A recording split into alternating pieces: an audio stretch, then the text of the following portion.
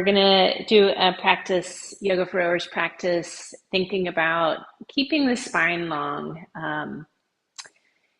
translating it to keeping the spine long in the boat and throughout the whole, the catch, the drive, the finish, but also we'll be applying it into some upright positions in the yoga practice and also lying on our backs and sitting and also lying belly down. And we'll be working on strengthening the muscles that help us keep the spine long and keep us from rounding over through our back. So it's also a good posture practice, I would say, for everyday life as well. As far as the props go, we're going to start, or I'm going to start and end the practice in a hip flexor relaxation position. So it would be legs up on the chair or couch. I'm using two yoga bolsters for this. But this is where we start in stillness and we end in shavasana and relaxation with it. So you don't have to have it directly beside you. You can always scoot over to it and away from it.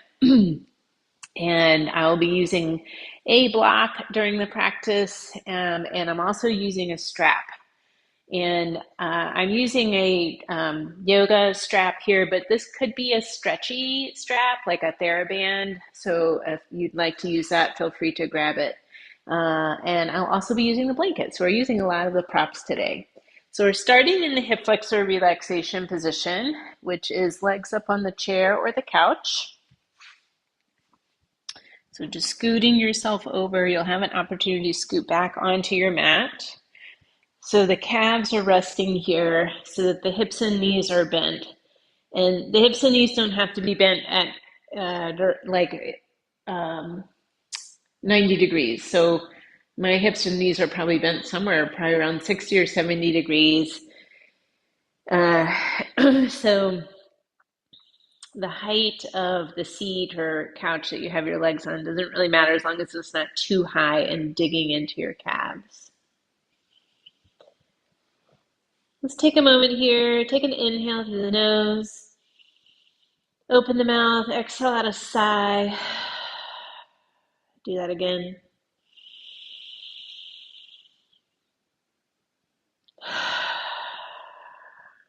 Then begin to breathe. Both inhale and exhale through the nose. Right here, starting in this position, a couple of reasons. One is to release tension in your hip flexors, and the other is to decompress the spine. So the spine here, the back is supported by the earth. So we're not needing to use our muscles to decompress the spine or hold it in an upright position. So we get a little rest before we begin to use those muscles that hold our spines long. And if you're practicing towards the end of the day or after a workout, the back might be tired, and this is a really lovely recovery position for the muscles that have to work all day long to keep you upright.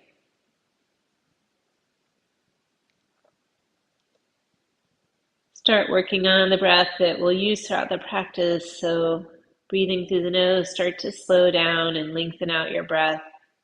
So longer inhale and a longer exhale.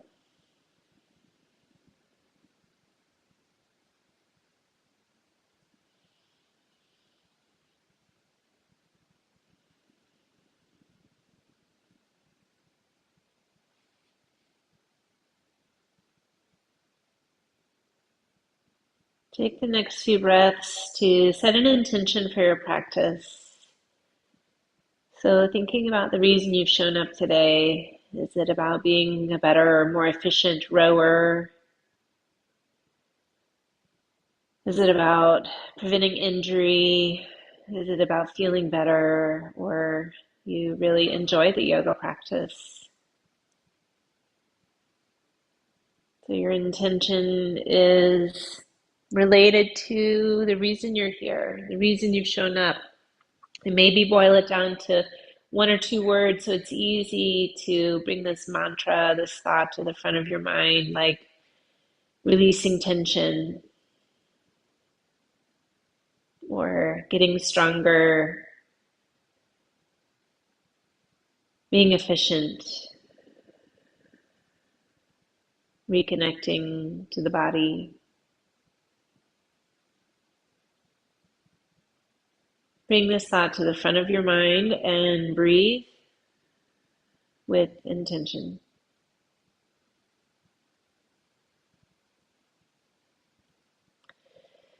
So we are going to move away from that support. So you can scoot back onto your yoga mat or move the chair away, whatever you have. And eventually coming onto your yoga mat on your back again. Knees bent, feet flat, but have your feet out a little wider than your hips. And we'll bring the arms out to the sides and start to rock your knees side to side. And because the feet are wider than your hips, this motion is going to be asymmetrical, meaning the knees won't be lined up with each other. And that's intentional so that we start to open up, lengthen through the front of the hips, the hip flexors here. And you might feel it in your side waist and obliques as well, maybe into the back. And turn your head in the opposite direction of your legs.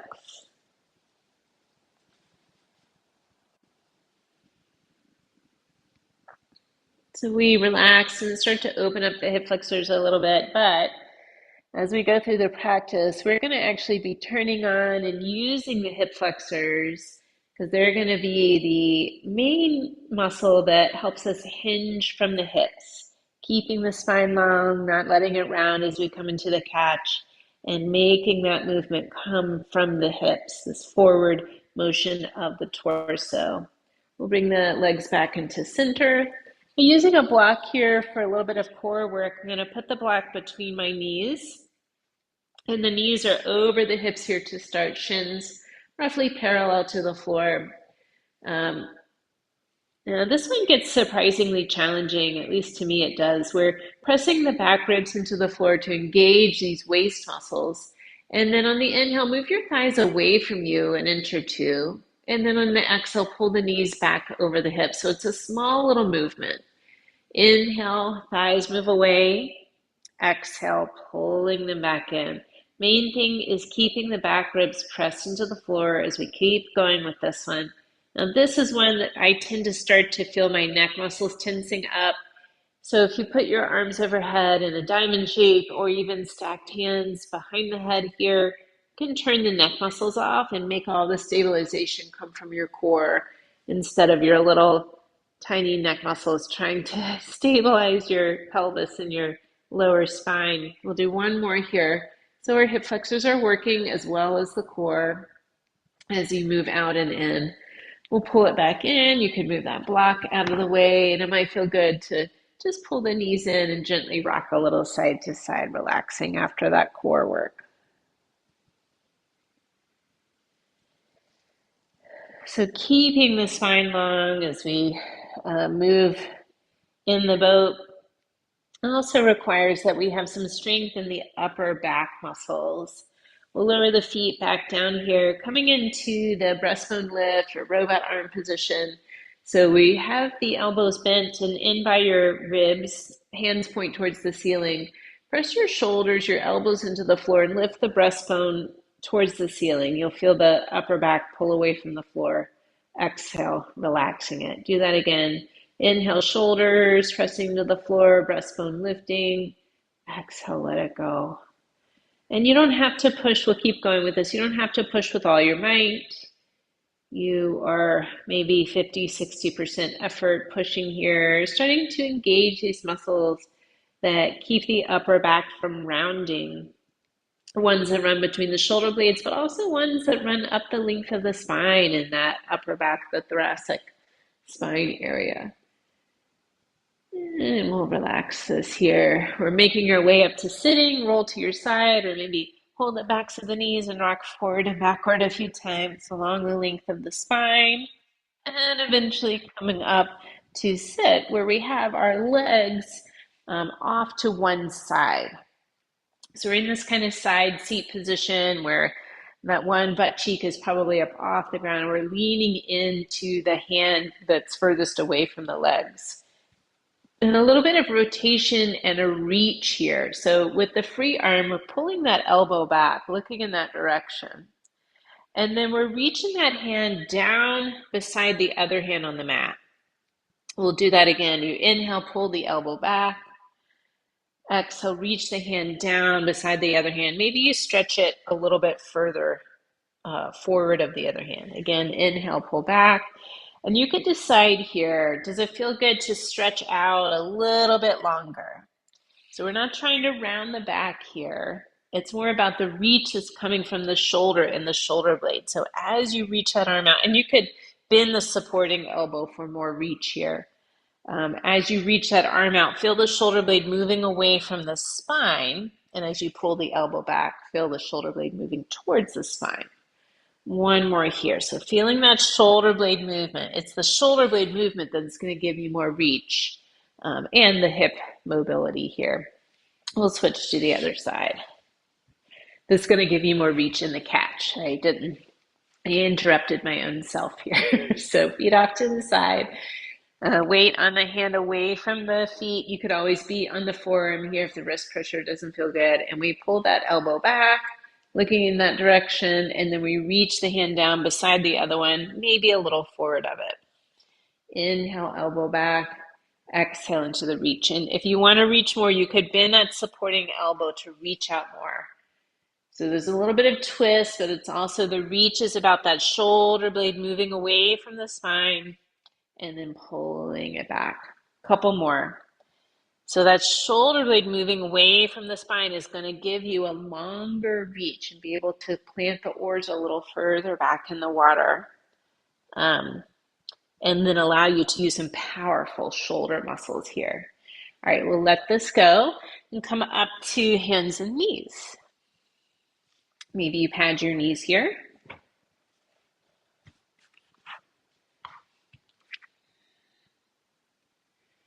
And cat and cow motions of the spine. So you could be flat hands here, wrist under shoulders, or a loose fist, or down on your forearms for this, or even up on the fingertips, which you've done at times. We're rounding the back on the exhale, tucking the chin, tucking the tailbone. Inhaling, lifting the hips, belly down, chest forward. We exhale, round, push the floor away. Inhale, lift the hips, chest forward. And back and forth a few more times. So notice the shoulder blade movement here as we round the back into cat. Feel the shoulder blades move apart. As we arch the spine downward into cow, feel them move towards each other. And do that a few more times. So we keep the elbows straight. We're not bending and straightening here as we move. So remember that shoulder blade movement. And then bring this back into a neutral spine or tabletop position. So here's the shoulder blade push. So we're not cat and cowing the spine, but push the floor away so you feel the shoulder blades move apart. And then let the shoulder blades come towards each other so the chest sinks towards the floor. So we exhale, push the floor away. We're not rounding the back though. Inhale, shoulder blades towards each other. And do a few more. So there's sort of a pistoning motion happening here with the shoulder blades. And maybe you started and you're like, okay, got it. Don't feel much here. But after a while, you might start to feel these muscles that they actually start from the underside of the shoulder blades and wrap around the side ribs to the front, almost to the front ribs. And they do this pushing, this reaching out from the shoulder blade movement. All right, we'll bring that back into center here. And coming into a child's or puppy pose. So child's is hips over heels, forehead resting down. Puppy is hips over knees, which I'm demonstrating here. So puppy keeps the spine long, compression out of the disc, out of the vertebrae. So if you've got a herniated disc or a history of one, or low bone density, that puppy pose that I'm demonstrating here is where you want to be instead of child's to prevent injury. Take a few breaths here, slowing down the breathing, letting the body rest for a moment. And we're going to do A sequence of moves that start and end in this child's or puppy pose. So stretch your arms forward here, hands down. And on your inhale, lift the torso and shift this forward into a plank. So think straight line from the knees to the top of the head. As you exhale, lower down, elbows brush by your ribs. Pull the elbows towards the back pockets. Lift the head and chest up off the floor. Low cobra. Very little pushing with your hands. This is all kind of spinal shoulder blade strength. And then push with your hands to lift up.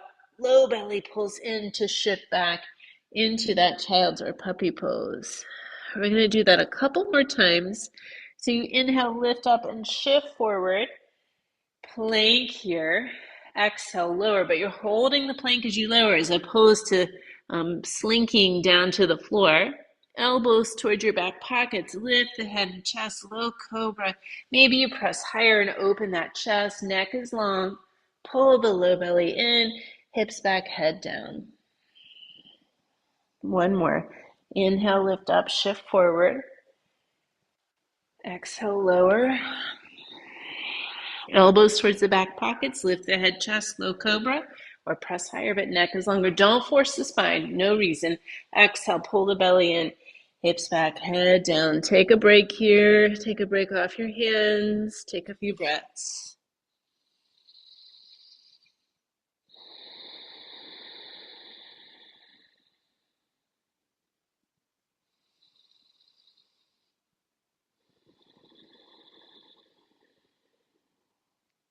Coming back up to hands and knees, or maybe you're on your forearms here as we move into bird dog, which if you've done this practice, you've done it with me many times before. I'm going to emphasize something a little different. So listen for the cues. We firm the belly here and lengthen out through the spine. Tailbone and top of head reach away from each other. So I'm going to emphasize that here as we go.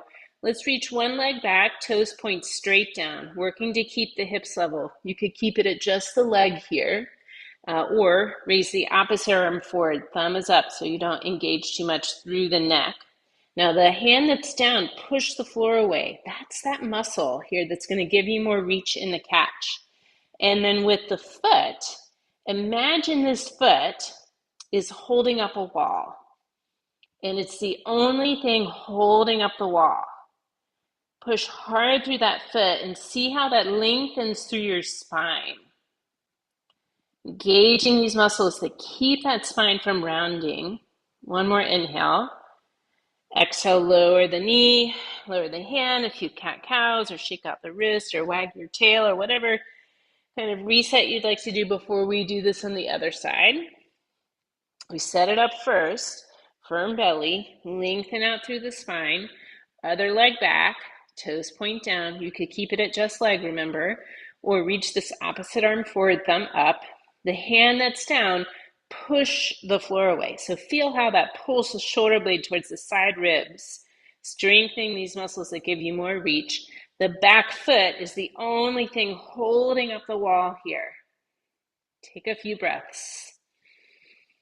Feel how that extra intention is making you work a little harder in your core, lengthen more through the spine. On your next exhale, lower the hand, lower the knee, shake the wrist, wag the tail. And let's take a little break off the hands. Come down to your forearm here, but we'll come into our toe rock. So one foot back, toes tucked under. We're shifting forward, bending through the toe joints. Press the heel back to stretch to the calf. And a few more here.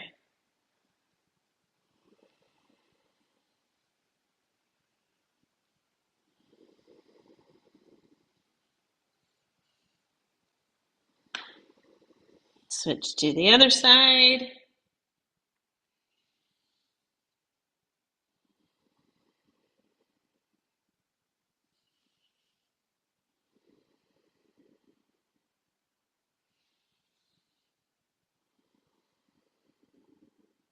All right, lower the knees here. So normally this is where I bring you into down dog. I'm going to take you into dolphin, which is a forearm down dog. And your arms are probably already where you want them to be. But just to be sure, you could reach and find the elbow here. So we're forearm width apart in our elbows. And then bring the hands forward and interlace your fingers. So the forearms are going to be down and supporting us. Tuck the toes and reach your hips up and back. Now this, you might feel a little bit more of that tension in the hamstrings. And you might need to bend the knees so you can push your hips up and back. This is a little bit more work on the shoulders, but those same muscles we've already been engaging. Take a moment here, maybe pedal the feet, wag the tail a little bit. Keep that spine long, so you might have to bend the knees pretty generously. I won't keep you long because this one can be challenging. We'll lower both knees here. And then coming up, we're stepping this left foot forward. So that left ankle underneath the knee. And grab your strap and lift the torso here into this upright position. And we want to find that length in the spine, tailbone towards the earth, top of the head towards the sky here. Holding that strap in your hands forward a little wider than shoulder distance apart. Tension in the strap. We inhale, reach the strap up to a comfortable shoulder position here. And then we exhale, lower the strap back down. Spine stays long. We inhale, reach up, keep the tension in the strap. Doesn't have to be, we're not like ripping the strap apart. Just a little bit of tension here as we lift and lower. All right, now lift the strap to about shoulder height. Keep that length in the spine, tailbone down, top of the head up. And then keep, don't let the back round, but push your hands forward so the shoulder blades move apart. And then pull the shoulder blades towards each other without bending the elbows. So we exhale, push the hands forward. Inhale, pull the shoulder blades back. So this is, again, this sort of motion of shoulder blades moving forward and back. Thinking about you in the catch as you're hinged from the hips and you're reaching forward more with these muscles. All right, we're going to let that go here. Take a couple of backward shoulder rolls. We'll bring both hands down around your front foot. You could come back into that dolphin we were in or come into a down dog. Or you could come to puppy or child's pose here, skipping this part. But I'm going to take a few more moments in. Down dog to pedal the feet, getting that ankle mobility here. Shake the head out. Spine long, even if that means bending the knees a little. And we're stepping the right foot between the hands. You could lower the knees to get there or swing it on through. Lower that back knee, lifting the torso here in that upright position, grabbing the strap here again, holding that strap, hands a little wider than shoulder distance apart, tailbone down, top of the head up. Keep the tension in the strap. We inhale, reach up, maybe directly overhead. If you have the range of motion, you bring it behind, but without ducking the head forward. We exhale, lower. Inhale, lift, maybe just straight up, maybe a little bit back if you have that range of motion. Exhale, bring it down and forward. Couple more.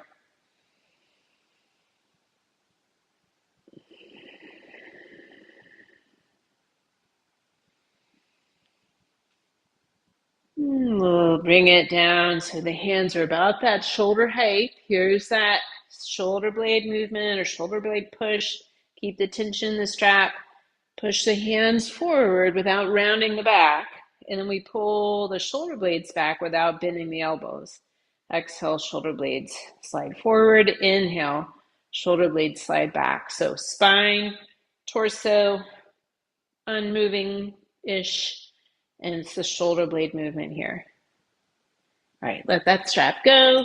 We'll bring both hands down around that front foot and step the back foot to the front foot. Finding a forward fold here, either that ragdoll fold where the upper body's draped over the lower body, so this is a nice chance to release those muscles around the back. Or this version here, if you're working with a lower bone density in the spine, herniated disc, or really tight hamstrings, it's this feet wide position, the forearms on the thighs, the butt is back, and the spine is long. Take a few breaths here, shaking or turning the head a little bit. Maybe a little sway, a subtle weight shift.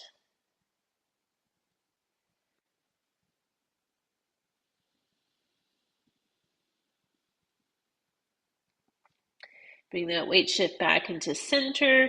Bend the knees and strong legs, rise up. Take a couple of backward shoulder rolls here at the top of the movement. We're coming into mountain pose. So mountain pose is typically like a transition. It's kind of like where we go between sides on standing poses or in a sun salutation, but we're going to be more intentional with it here.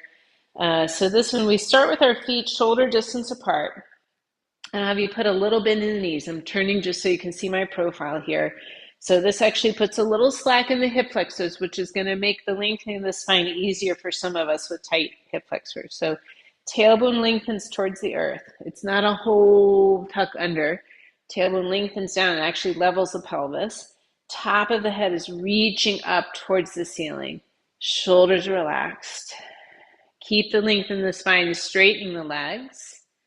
Walk the feet in so they're underneath your hips.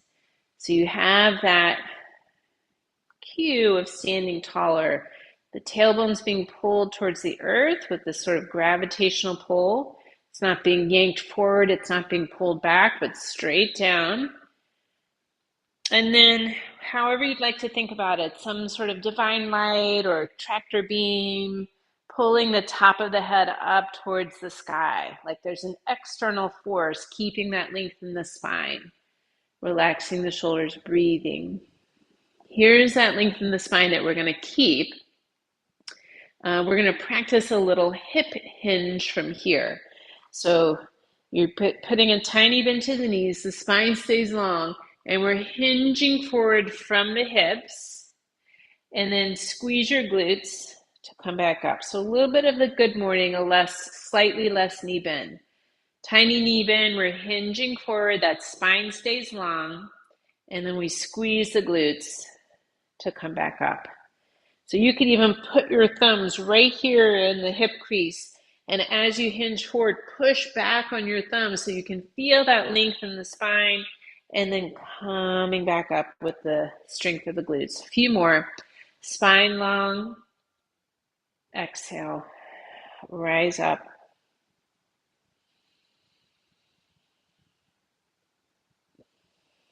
Coming on up here. Stay up. Shake out your arms. Shake out your legs. We'll do a few standing poses where we're incorporating that length in the spine again. So start at the front of the mat. Take a big to medium step back with the left foot. Here's our crescent lunge. Back heel up, or shorten your stance for the back heel down. And again, tailbone towards the earth. You might need to bend that back knee a little bit to get it to come down. Top of the head is reaching up here. And we'll reach our left arm towards the earth and right arm towards the sky. And we're lengthening through both arms. So the left hand reaches down, the right arm reaches up. And then on the exhale, we switch. Inhale, lengthen earthward and skyward. And then we exhale, switch. Let's do a few more here. Finding that length in the waist while we're still tethered to the earth with our feet and tailbone. Last one. Bring the hands to the hips, and we're pivoting the back heel down. So we're opening into this warrior two stance. So heel of the front leg roughly lined up with the arch of the back leg. Front knee is staying bent. We find that length in the spine again. So often it's easy to kind of tip the pelvis forward, lose our core. The lengthening here again. And either that front hand on the thigh or the forearm here on the thigh. And if you remember that elbow pull and the reach we did from sitting, we're going to do that here. So this free arm, the back arm, pull that elbow back, open the chest, bring the gaze in that direction. And then instead of reaching towards the earth, we're going to reach over our head and start to rotate chest and gaze towards the floor without rounding the back, and feel how long you can get that left arm. And then we pull the elbow back. And then we reach that arm forward, rotating through the torso, but not rounding the back. Inhale, elbow back. Exhale, reaching out long through that left arm. One more.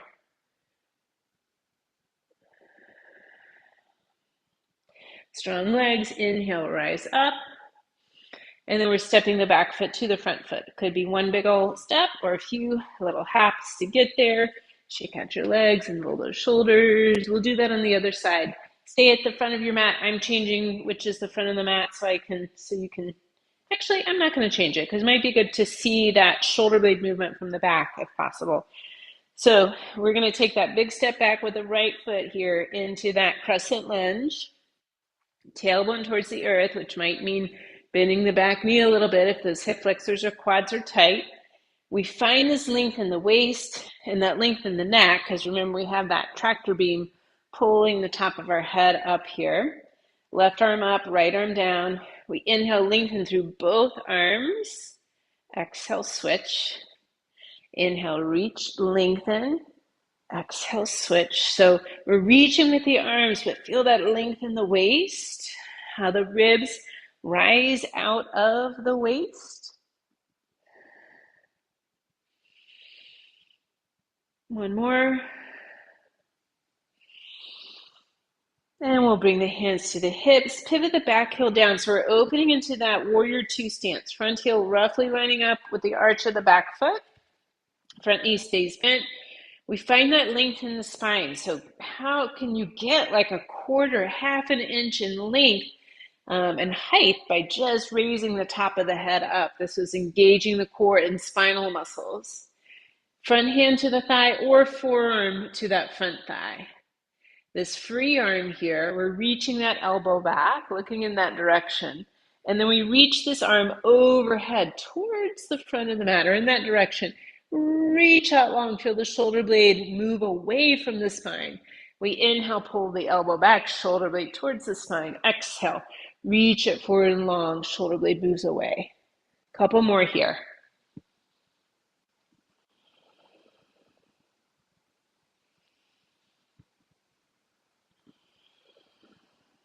Inhale, elbow pulls you back up to warrior two and step the back foot to the front foot. Shake out your legs, roll the shoulders here.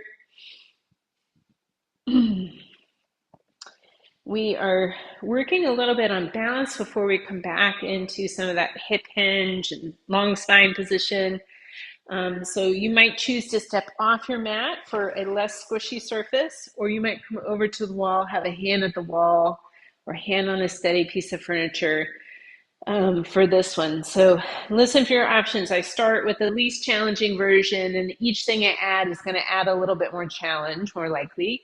You want to be where you're challenged, but you can still hold your balance. So if you're working so hard that you keep having to put your foot down, you're really missing out on the benefit of these balance poses. So bring one foot forward, spread your toes, place them down, spread out, shift your weight onto it.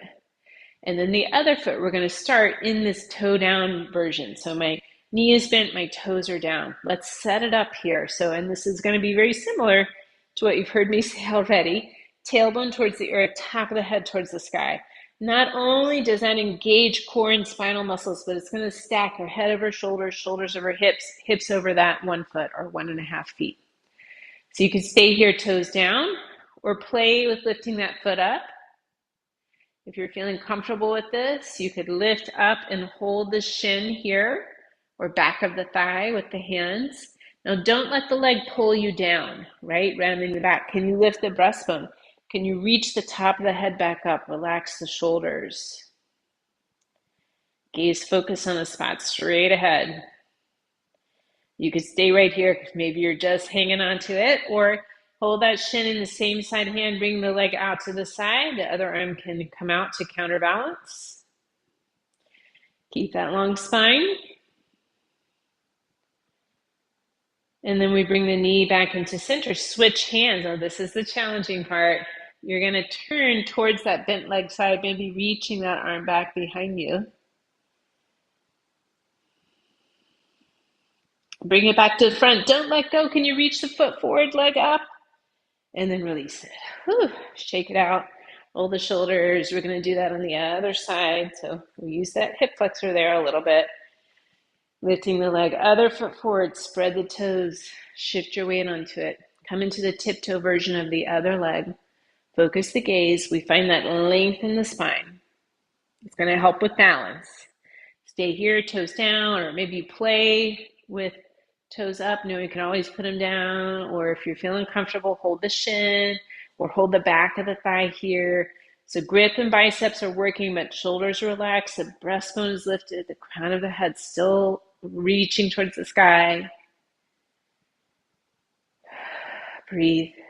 You could stay with this because maybe you're barely hanging on and this is going to throw you off. Or you could bring that knee out to the side, other arm out to counterbalance. Here's the challenging one. You could stay right in center or switch hands. You're going to rotate the torso to the bent leg side, reaching the other arm back. Come to the front, don't let it go. Can you straighten that leg forward, arms up, and then release it. Shake it out, roll the shoulders. So we're going to work on keeping that spine long in the catch position, but it's really hard to mimic that. We're going to do it from standing. It ends up being a deep knee bend. If your knees, your ankles, your back, or whatever it is don't like to be there, we're going to go partway down first and come back up. You can choose to go into that deeper squat position. So instead of having the feet wide, as we often do in a yogic squat, we're going to bring our feet underneath your sitting bones, which is your hip joints are actually right in the center of your hip crease, not out here. They're right here. So that's where we want our ankles underneath. We find that length in the spine. So that mountain pose here, tailbone down, top of the head up, shoulders are relaxed. We're bending the knees and hinging at the hips so the spine stays long. And we're bringing our belly close to the thighs here. So maybe you just come to here without going into that deep knee bend. And then we're going to rise back up. So engage the glutes to straighten the knees and push your hips forward. So let's do that again. Spine stays long. We hinge at the hips, bend at the knees, belly and thighs come towards each other. And then strong legs, we rise back up, right? So you could go there if that's enough for your knees or for whatever reason. So let's all go there. Belly towards the thighs, the spine long. You could stay with this or maybe even have a hand on the wall and lower. The knees are going to come forward and the heels will come up. That spine is still long, so I'm not in that rounded position. And then start to straighten the knees, push in the heels, squeeze your glutes, rise up. We'll do it again.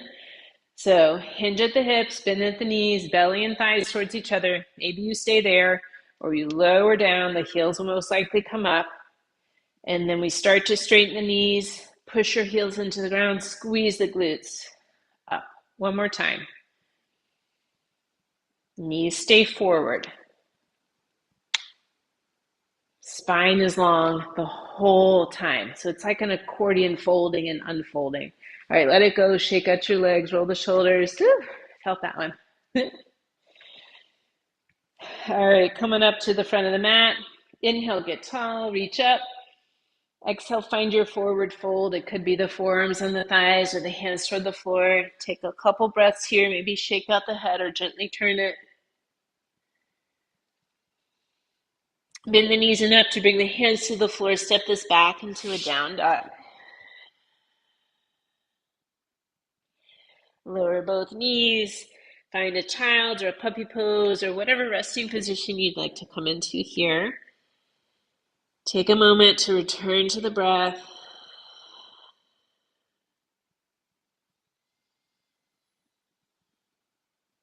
Recalling your intention, your reason for showing up today.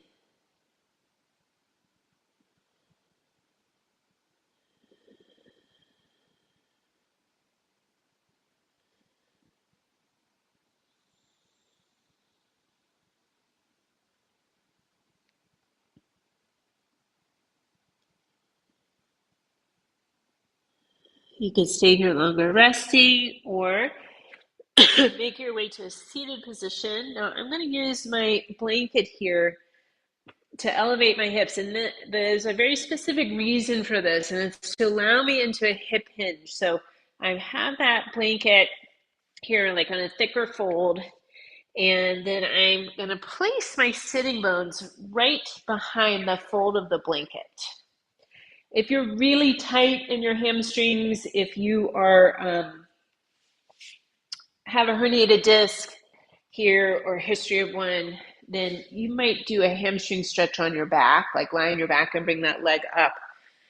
I'm coming into this pose here where I bend one knee and bring the sole of the foot to the inner thigh. I've been having some knee issues going on, so I'm going to use the block here to support my knee from that outer edge, but you might not need it. So normally we would fold and really reach forward here and probably round to the back, but I'm going to have us keep our spine long.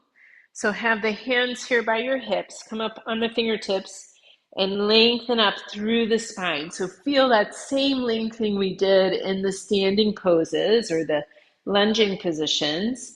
And then start to hinge forward from your hips. And I want you to pause before you feel the back rounding. So I can go further, but it's me rounding through my mid and upper back. So I'm going to stay where that chest stays forward, my gaze is looking past my toes here, and the spine is long. And I'm even using my arms here in a way to keep that spine long and take a few breaths. And maybe you feel a hamstring stretch on that straightened leg. Maybe you're just feeling the muscles along the spine working to keep it from rounding.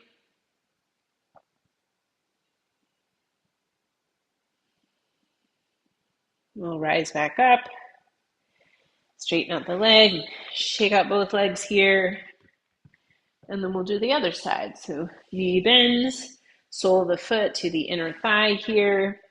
So instead of rounding, which the literal translation of this Sanskrit is nose to knee. We are not doing the nose to knee. So we're going to have our hands here by the sides, maybe up on fingertips, depending on your waist length and arm length or that ratio. We find that length in the spine, keep it long, and hinge forward from your hips. Most of us will not need to go very far before the back starts to round. So that's where you're going to be, is right before the back round. So the chest stays forward, your gaze is just beyond that foot, and you're using your arms so the neck feels long. Maybe you even feel those shoulder blades pull towards your spine here. Take another inhale. And exhale. Inhale, rise up. Straighten both legs out. Shake out your legs here a little bit. And then we are coming into belly down position. So I'm going to do a quad stretch from this belly down position. If you prefer a different variation, feel free to add that in. I'm going to go from the quad stretch to these locust pose or the belly down positions. So I'm padding my pubic and hip bones here just with a thin layer of blanket. The locust poses might not work for your back or your hips or for whatever reason. So you can always do a bridge pose instead. But we'll start here, belly down, one arm forward, and then you're reaching back for the other foot.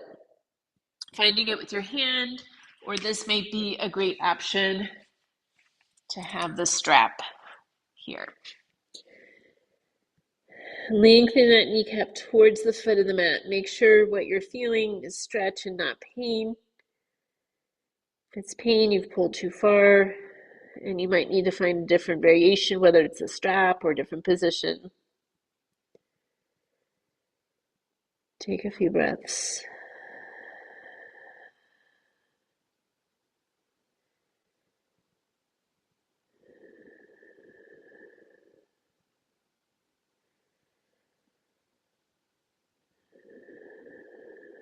We'll let this go and switch sides.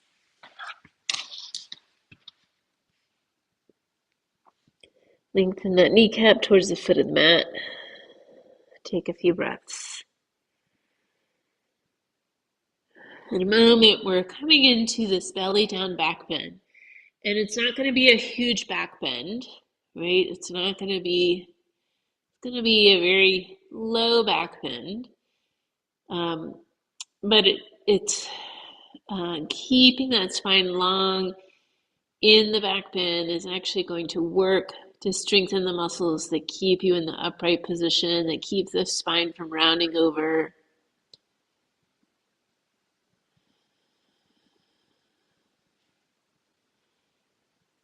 We'll let that foot go. So for the locust pose, we'll bring the arms down by the sides, palms face up. And so that we don't just crunch through the lower back and the back bend and make this more of an arcing back bend through the length of the spine, reach the tailbone towards your feet. So it's the same thing we do in standing. You'll feel the pubic bone press into the floor. Keep that. Inhale, lift the head, chest. Lift the arms, actively reach your hands towards your feet. Neck long, maybe feet up. And by neck long, I mean instead of gazing forward, you're gazing forward and down a bit.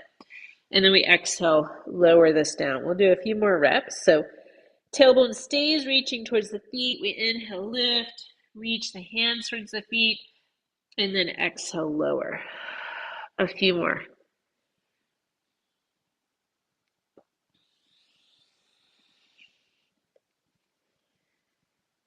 And lower down. You could bring your arms forward, rest the head, wiggle the hips. So strengthening those muscles, even though when we're in the boat, our hips are flexed, we're not in this extended position. Still a good place to work on gaining that strength. When the back rounds at the catch, you're going to end up using these smaller back muscles for the powerful work when you really want your quads and your glutes doing that. We want these back muscles just to keep the spine long. We want those shoulder blade muscles we've talked about earlier in the practice to help us with the reach instead of reaching with more back rounding. All right, I'm going to do a second set again. This time, arms are down by the sides, palms up, but when we lift, we're going to rotate the arms so the thumbs point out or maybe even up to work on some rotator cuff muscles here. All right, hands by the thighs, palms up, tailbone towards feet. Inhale, lift the head, chest, arms. You're rotating the arms so the thumbs point out, maybe up, perhaps a leg lift, and then we exhale, lower. Inhale, lift, rotating the thumbs out, maybe up, neck long. Exhale, lower. Two more.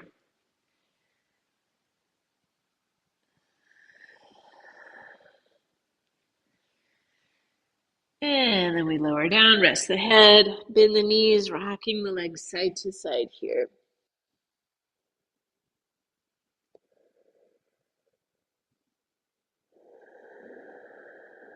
Let the feet go, roll onto your back. We've been working on keeping that spine long here. Let's give that back a break, the core a break. Knees bent. We'll cross left thigh over right and pull the legs in towards you, holding shins or backs of thighs, or the strap can actually feel really nice here if you put that strap around the bottoms of your feet and then pull towards you. So you could decide, and there's always that ankle over knee stretch if you prefer. Keeping the shoulders relaxed here. Noticing when you lie on your back, do you struggle to get the back of the head to touch the floor? Or if it is, are you in a big hyperextension with that chin up and the gaze more behind your head or towards the ceiling behind your head? If so, that's just something to work on here of keeping the back of the neck long. And then we'll switch, put the right thigh on top or whichever one you didn't do. Shoulders relaxing, neck, jaw relaxing, finding this stretch or openness in the buttocks of that top leg, hip.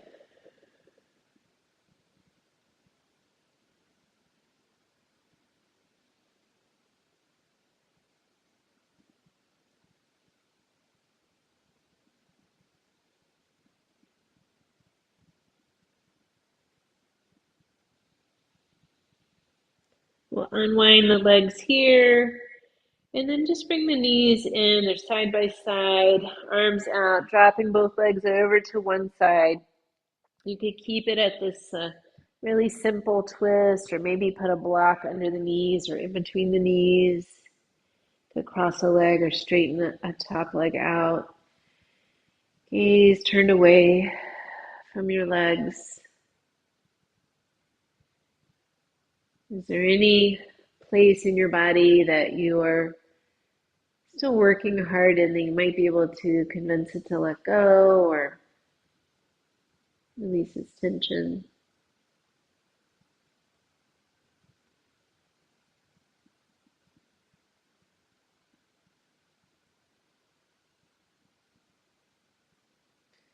Use your abs to pull the knees in and come onto your back. Maybe rock a little side to side here. Let me drop the legs to the other side. And my knees kind of naturally come away from me, so I'm not staying in that little ball position here. Head gently turned away from your legs.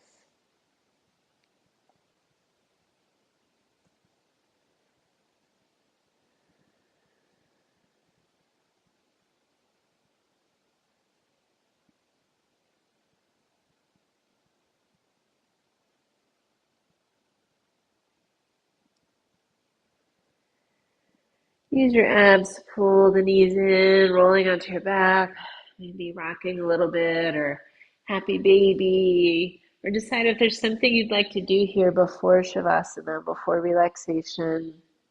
Could be a different hip stretch or twist, an inversion.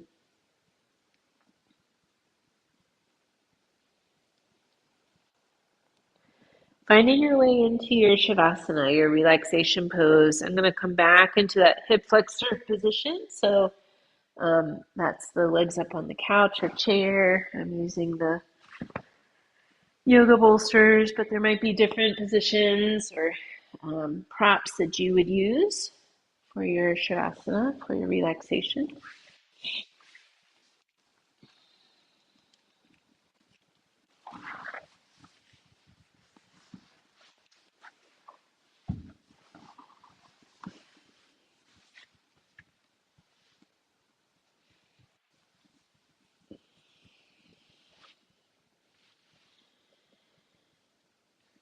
Getting yourself set up here. Sometimes it takes a little lift of the hips and resettling or turning the head a little bit side to side. Book ending the practice in this relaxation and maybe that breath too. You could take the inhale through the nose, open the mouth, let out a sigh, and you could do it again.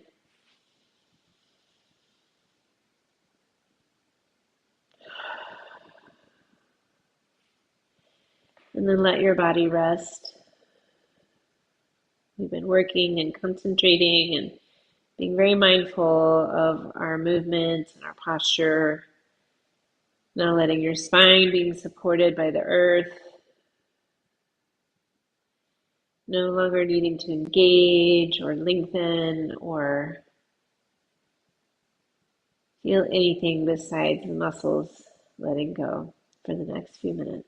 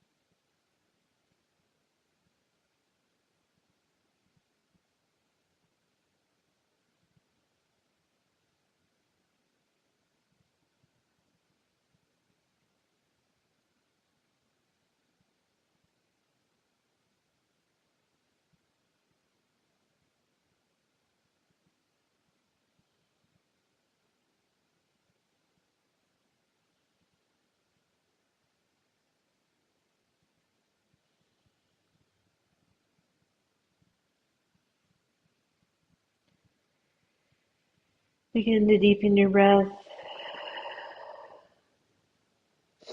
Invite some gentle movements like turning the head, wiggling the toes, the fingers, the circling of the wrists, the ankles. If a full body stretch would feel welcome, you could reach your arms overhead and inhale, lengthen, maybe stretch through one side and then the other. Exhale, relax it. Bend the knees and roll to your side. Pause here for a moment, taking this opportunity to appreciate your body, your breath, your health, and your yoga practice. Press up to a seated position.